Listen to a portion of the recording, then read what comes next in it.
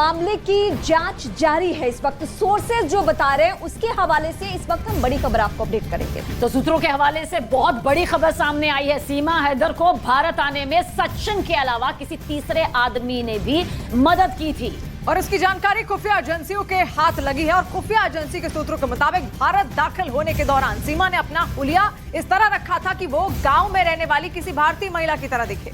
और बताया तो ये भी जा रहा है कि जिस तरह की हिंदी सीमा बोल रही है, ऐसी ट्रेनिंग नेपाल में मौजूद पाकिस्तानी हैंडलर उन महिलाओं को देते हैं जिनको नेपाल बॉर्डर के जरिए भारत में प्रवेश गैर कानूनी तौर पे कराया जाता है। सीमा हैदर को लेकर देखिए अब तक यानी कि शुरुआत से लेकर अब तक कई खुलासे हो चुके हैं, कई तरह की बातें सामने आ चुकी है, लेकिन इन सभी के बीच सवाल वही बना है। सवाल यही बना हुआ है कि आखिर भारत आई सीमा हैदर की सच्चाई क्या है। भारत आने से पहले वो नेपाल क्या करने गई थी? नेपाल में सीमा किन किन लोगों से मिली थी, ये भी सवाल है। और नेपाल में वो किन किन जगहों पर रुकी, उसने भारत पहुंचने के लिए आखिर किस तरह के रूट का इस्तेमाल किया। और ये ऐसे सवाल हैं जिसका जवाब सुरक्षा एजेंसियां भी खंगाल रही हैं, क्योंकि इन्हीं सवालों के जवाब से सीमा हैदर की सच्चाई और उसके भारत पहुंचने की जानकारी मिल सकेगी। और इसीलिए अब जांच एजेंसी की जो टीम है इन सवालों का जवाब तलाशने के लिए नेपाल भी जा सकती है। और जिस होटल मालिक से इस वक्त हम बात करें तो उससे भी पूछताछ होगी।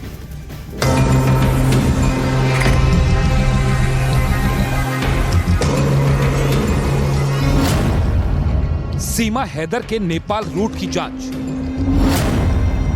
सीमा ने नेपाल रूट का क्यों किया इस्तेमाल? नेपाल में छिपे हैं सीमा हैदर के राज।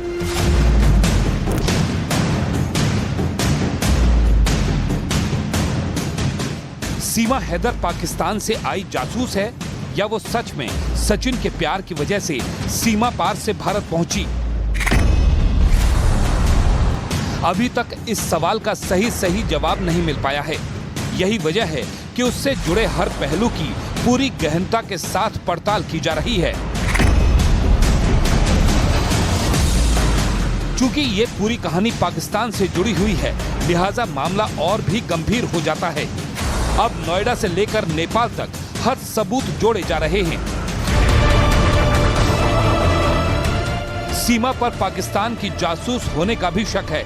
ऐसे में सुरक्षा एजेंसियां कोई रिस्क नहीं लेना चाहती और जल्द से जल्द इस केस की तह तक पहुंचने की कोशिश की जा रही है। सीमा हैदर से यूपी एटीएस की टीम पूछताछ में जुटी है और इस पूछताछ में सीमा हैदर ने जिन जिन सवालों के जो जवाब दिए हैं और जो बयान दिए हैं उन्हें वेरीफाई करने के लिए यूपी एटीएस की टीम जल्द ही नेपाल जाएगी। यूपी एटीएस की टीम नेपाल पहुंचकर उन जवाबों की पड़ताल करेगी जो सीमा हैदर ने पूछताछ में दिए हैं। किन परिस्थितियों में सीमा ने नेपाल से भारत में दाखिला लिया और क्या सीमा द्वारा बताई गई बातें वाकई सही हैं, और अगर सही नहीं होती है तो किस कानूनी प्रावधान के तहत उसको घेरा जा सकता है, उस पर धारा लगा जा सकती है। ये पूरी कवायद हो रही है। नेपाल जाकर सीमा हैदर से जुड़ी जानकारियां खंगालना इसलिए भी जरूरी है क्योंकि वो पाकिस्तान से नेपाल होते हुए भारत पहुंची और ये वो रूट है जिसका इस्तेमाल भारत में घुसपैठ के लिए कई बार किया जा चुका है। ऐसे में सीमा सच बोल रही है या झूठ, या वो कुछ छिपा रही है, इसका जवाब सुरक्षा एजेंसियों को नेपाल जाकर मिल सकेगा, क्योंकि सीमा की कई ऐसी गतिविधियां भी हैं जो संदिग्ध हैं। लिहाजा इस मामले की गहनता से पड़ताल की जा रही है। सुरक्षा एजेंसियों के लिए कई सवालों के जवाब बेहद जरूरी हैं। नेपाल में किन किन जगहों पर गई थी सीमा? नेपाल में किन किन लोगों से मिली थी सीमा? क्या सीमा किसी खास मकसद से नेपाल गई थी? सीमा ने भारत आने के लिए नेपाल रूट का इस्तेमाल क्यों किया?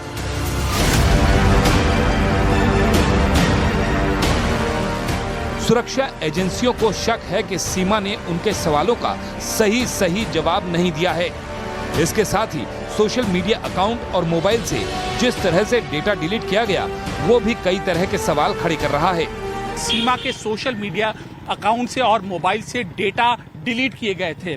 सीमा सचिन के अलावा कई और लोगों से संपर्क में थी। सीमा का जो आई कार्ड था वह भी फर्जी था। इसके अलावा सीमा का जो लोकेशन था जो उसने बताया था अपने बयानों को, वह लोकेशन पूरी तरीके से अलग है नेपाल में रहने के दौरान। सीमा भारत में नेपाल के किस बॉर्डर से दाखिल हुई, वहां लगे सीसीटीवी कैमरों की भी जांच की जा रही है।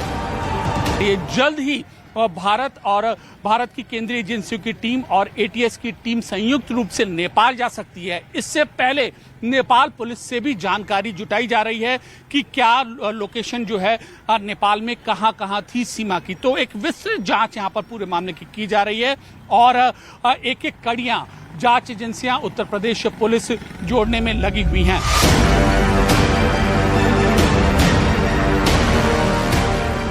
सीमा हैदर को लेकर शक इसलिए भी गहराता जा रहा है क्योंकि कुछ दिनों पहले ही यूपी पुलिस ने महिला जासूसों को लेकर एडवाइजरी जारी की थी और सीमा की ये कहानी भी यूपी पुलिस की एडवाइजरी से मेल खाती है। इसलिए यूपी एटीएस अपने शक को पुख्ता करना चाहती है कि कहीं सीमा भी आईएसआई का मुखौटा तो नहीं, और यही वजह है कि सीमा हैदर के मामले में पूरी पड़ताल की जा रही है। यूपी एटीएस के साथ अब केंद्रीय जांच एजेंसियां भी इस मामले की जांच में जुट गई हैं, क्योंकि एक और मामला भारत पाकिस्तान के तनावपूर्ण रिश्ते का है तो दूसरी ओर भारत नेपाल के दोस्ताना रिश्ते का। इसलिए जो भी जानकारी जुटाई जा रही है उसे पूरी तरह से परखा जा रहा है।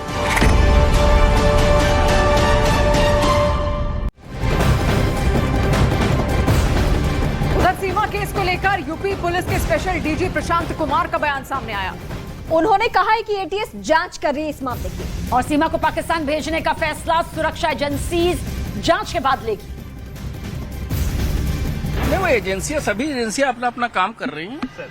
क्या लग रहा है संदिग्ध? क्या पाकिस्तानी जासूस है? पाकिस्तानी जासूस है संदिग्ध? क्या लग रहा है? नहीं, अभी इतनी जल्दी ये मामला दो राष्ट्रों के बीच जुड़ा हुआ है, इसमें जब तक पर्याप्त साक्ष्य नहीं मिल जाते कुछ भी कहना उचित नहीं।